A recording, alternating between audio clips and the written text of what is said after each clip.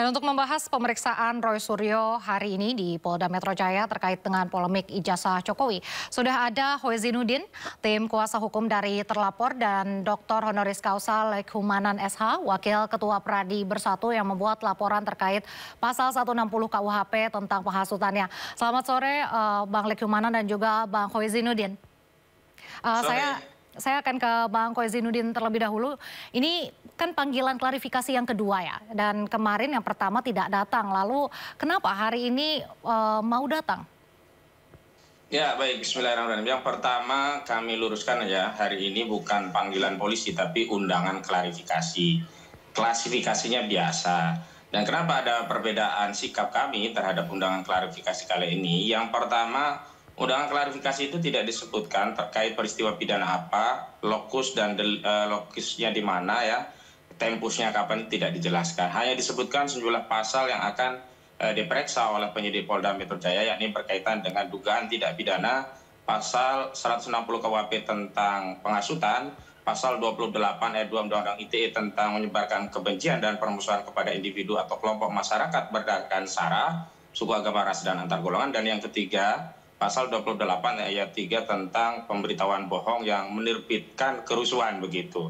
Karena tidak ada kejelasan tentang ringkasan peristiwa dari undangan klarifikasi yang pertama, maka kami mengambil sikap untuk tidak memenuhi, selain kami juga tidak punya kepentingan dengan sebelah pelapor yang sebenarnya kasus ini kan sudah masuk ranah lex spesialis, yakni kasus dugaan pencemaran yang diatur dalam pasal 310 dan 311 KUHP yang sudah dilaporkan oleh Saudara Joko Widodo di Polda Metro Jaya karena asas pelapor ini masih berkaitan dengan ijazah palsu Saudara Joko Widodo. Yang kedua, hari ini memang kami memenuhi undangan klarifikasi karena sudah ada kejelasan tentang sejumlah hal yang tadi sudah disebutkan oleh klien kami, Roy Suryo, diantaranya soal siapa yang terlapor. Dalam surat undangan itu disebutkan terlapornya adalah Roy Suryo, Rismond Sianipar, kemudian ada juga Rizal Fadilah dan juga satu lagi ya, saya lupa tadi ya. Dan yang kedua sudah juga dijelaskan tentang lokus dan tempus delicti, yakni sejumlah kejadian yang terjadi pada bulan Maret hingga April dan Mei di sejumlah kota, yakni ada yang di Depok, Bekasi, Jakarta Selatan, dan Jakarta Pusat. Meskipun demikian, kami tadi menghadiri undangan klarifikasi semata hanya untuk beritikat baik dan memenuhi panggilan atau undangan dari penyidik. Adapun substansi materi yang disampaikan, tetap saja klien kami kesemuanya menjawab hal-hal yang formal saja, tetapi untuk materi yang berkaitan dengan hal. Ya, Bang Hoezinuddin.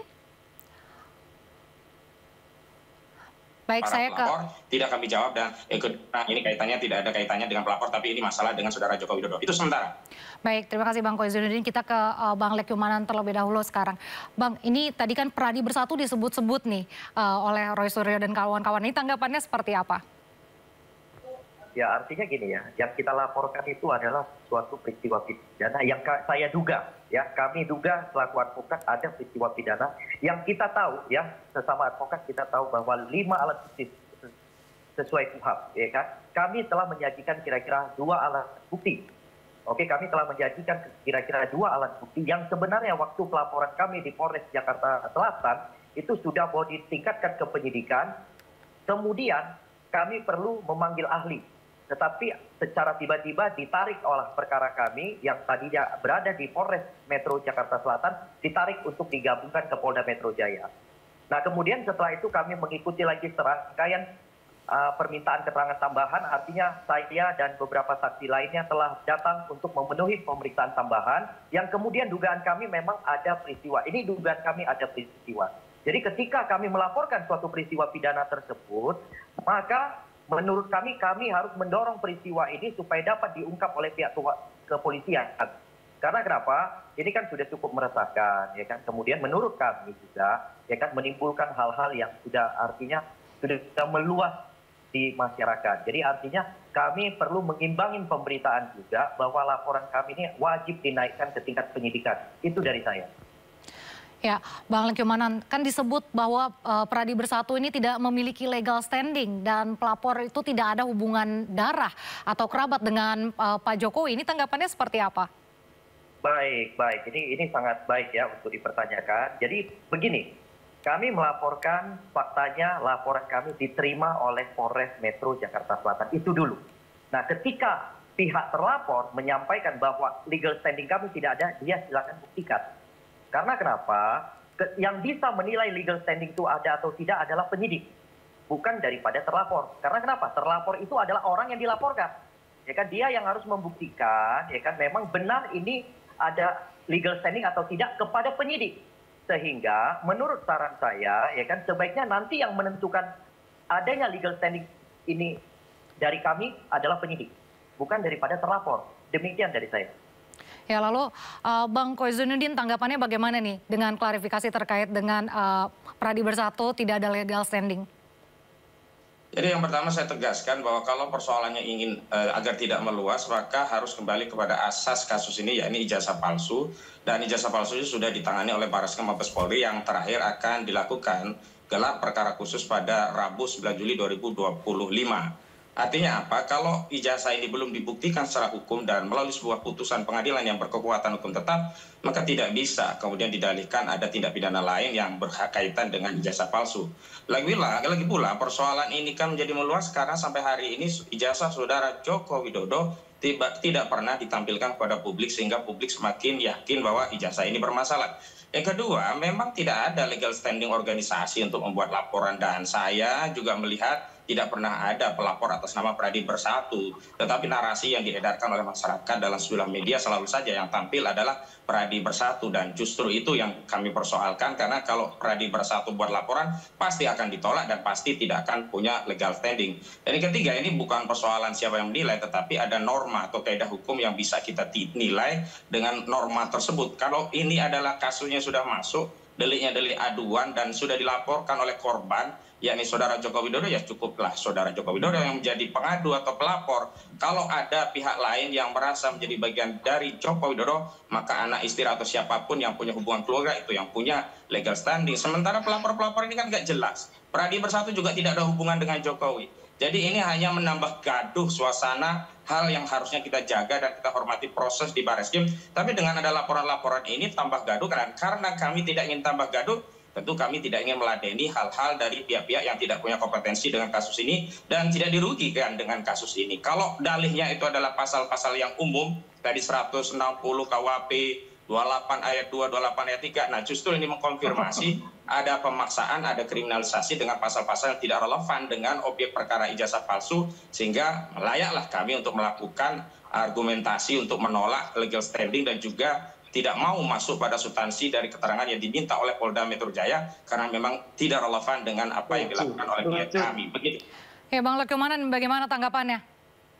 Ya, artinya seperti tadi saja, ya, apa yang saya sampaikan adalah yang berhak menilai itu adalah penyidik. Ya kan, melalui apa? Mekanisme gelar perkara. Ketika nanti waktu akan dinaikkan status penyelidikan menjadi penyidikan, itulah menjadi ranah penyidik untuk menilai benar tidak laporan tersebut ada legal standing atau tidak. Bukan kita selaku terlapor atau kuasa dari terlapor menyampaikan bahwa ini tidak ada legal standing. Kita boleh menilai, kemudian boleh menyampaikan kepada penyidik. Makanya itulah penyidik mengundang para terlapor untuk datang untuk menjelaskan dengan sejelas-jelasnya. Jadi silakan jelaskan kepada penyidik, nanti biar penyidik yang mengambil kesimpulan dengan melakukan gelar perkara. Demikian menurut saya, ya. Ya, Bang Lekumanan, ini kan penyidik Barreskrim lewat uji forensik sudah mengatakan ijazah Jokowi asli. Dan ini apakah sudah final? Lalu tadi kan akan dilakukan gelar perkara khusus Rabu 9 Juli ini, apakah memang diperbolehkan atau bagaimana nih tanggapannya? Ya, memang secara Perkap Kapolri bahwa artinya pelapor yang kemudian laporannya telah dihentikan dalam tingkat penyelidikan, maka dia berhak untuk mengajukan permohonan gelar perkara khusus kepada Kabarreskrim UP Karuwasidik Barreskrim Polri. Adalah untuk dilakukan gelar perkara khusus, ya kan? Karena gelar perkara Mabes Polri ini adalah gelar perkara tertinggi loh. Nah, di atas itu tidak ada lagi. Di atas itu tidak akan ada lagi gelar perkara. Jadi itu bentuknya final. Oke? Jadi dia boleh mengajukan gelar perkara khusus, tapi menurut saya, ya dugaan saya akan sama hasilnya. Karena kenapa? Ya kan, artinya pihak Barreskrim itu akan menghadiri kurang lebih 12 sampai 15 komisaris besar polisi untuk menyaksikan gelar perkara khusus. Kemudian yang kedua, mereka menyiapkan ahli independen. Oke, ahli independen itu juga udah profesor rata-rata. Jadi menurut saya maka apabila gelar perkara itu dilaksanakan, hasilnya akan sama. Karena kenapa? Pasti tujuannya adalah meminta uji lab. Uji lab itu nggak mungkin bisa 2 kali, gitu loh. Uji lab itu sudah sekali dan hasilnya identik, yang menurut kita itu akan digunakan oleh Biro Wasidik Baris Krim Polri untuk menentukan sikap terhadap hasil gelar perkara khusus yang akan dilaksanakan pada tanggal 11 tersebut.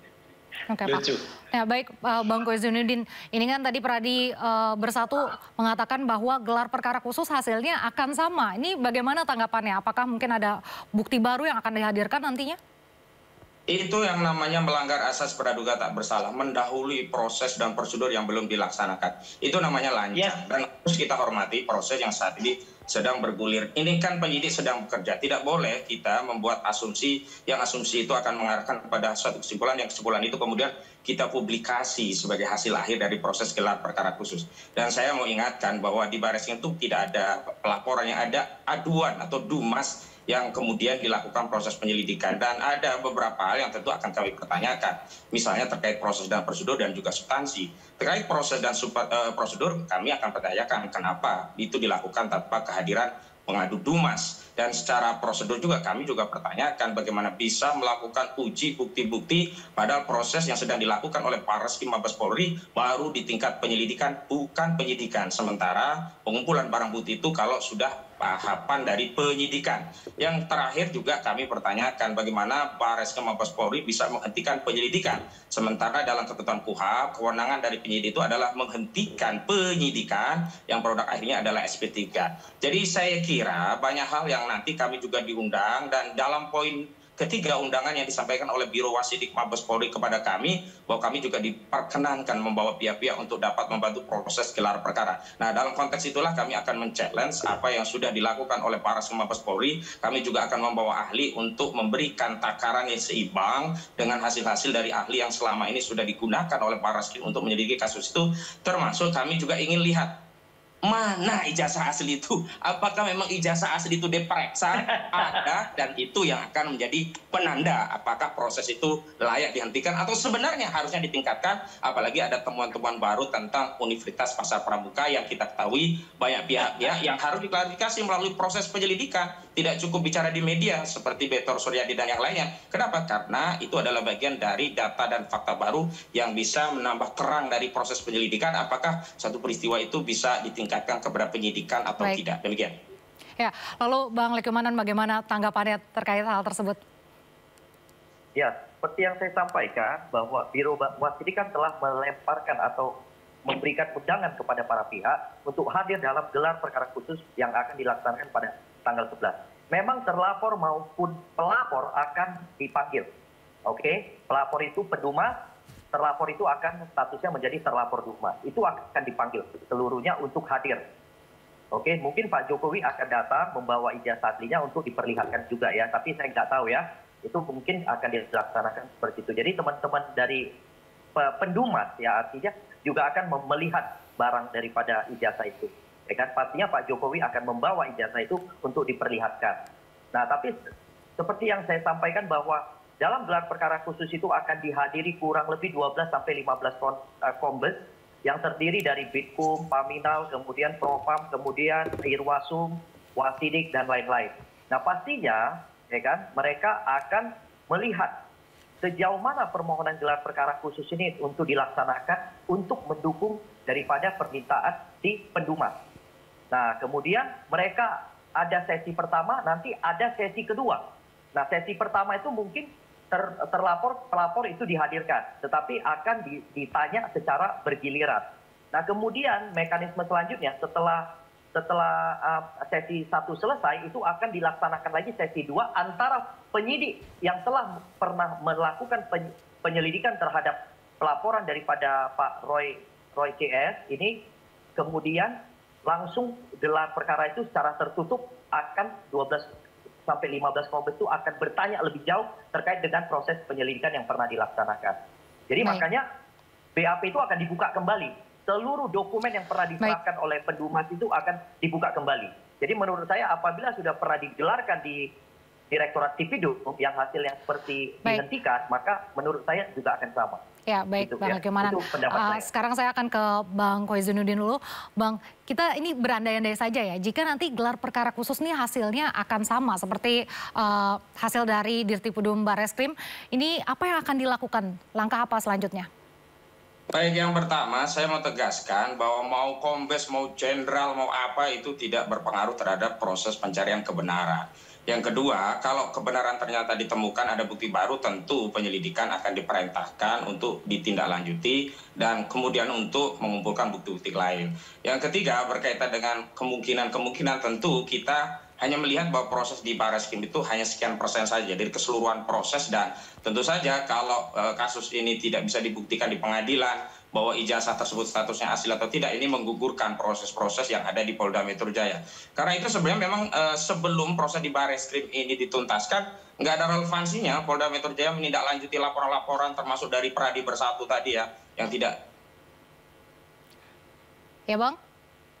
Dan sebenarnya dalam kasus gelar perkara ini juga tidak ada urusannya Pradi Bersatu begitu. Jadi saya kira kita semua memiliki kepercayaan kepada aparat penegak hukum kita akan menegakkan hukum yang sebenarnya. Tetapi jadi catatan, manakala penegak hukum berani melawan kebenaran, melawan keadilan, bahkan ingin melegitimasi sebuah kejahatan yang harusnya itu kita lawan bersama, tentu rakyat tidak akan diam. Sekian. Baik, terima kasih abang-abang. Tadi ada Bang Koizunudin dan juga Bang Lekemanan. Selamat sore. Baik, ya, makasih. Dan pemirsa, beragam informasi menarik lainnya akan hadir di Sido Sore.